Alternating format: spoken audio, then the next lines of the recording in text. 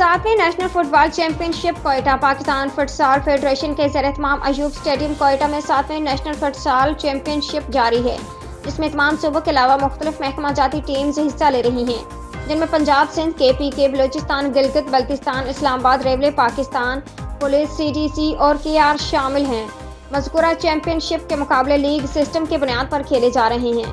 افتتاحی میچ میں ریلوے کی ٹیم نے ایک دلچسپ مقابلے کے بعد KR کی ٹیم کو 5-3 سے شکست دے دی۔